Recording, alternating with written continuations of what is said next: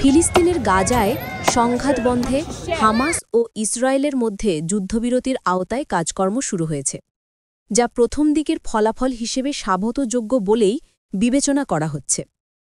আন্তর্জাতিক ও আঞ্চলিক পক্ষদের মধ্যস্থতায় এবং যুক্তরাষ্ট্রের ভূমিকা উল্লেখযোগ্য।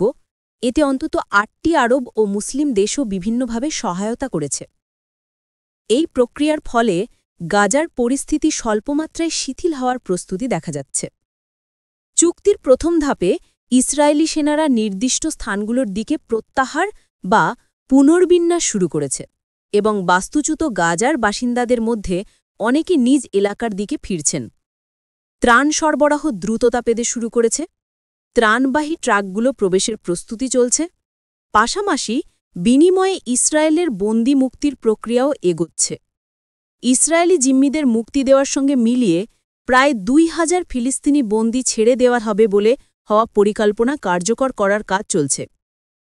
তবে ইতিহাস স্মরণ করিয়ে দেয়, আগে বহুবার এমন ধরনের যুদ্ধবিরতি হয়েছে, কিন্তু ইসরায়েলের শর্ত লঙ্ঘনের ফলে সেগুলো স্থায়ী হয়নি।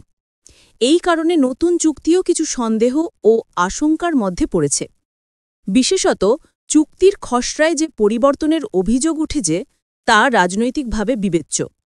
যুক্তরাষ্ট্রের প্রেসিডেন্ট ডোনাল্ড ট্রাম্পের প্রস্তাবিত ২০ দফার প্রাথমিক কাঠামোতে বদল আনা হয়েছে।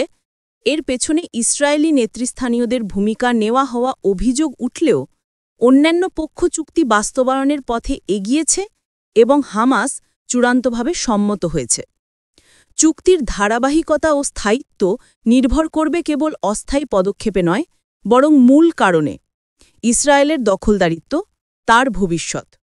লেখচিত্র অনুযায়ী যতক্ষণ ইসরায়েলের দখলদারিত্ব থাকবে ততক্ষণ স্থায়ী শান্তি প্রতিষ্ঠা করা সহজ হবে না, বরং পুনরায় সংঘাতের আশঙ্কা থেকে মুক্তি পাওয়া কঠিন থাকবে।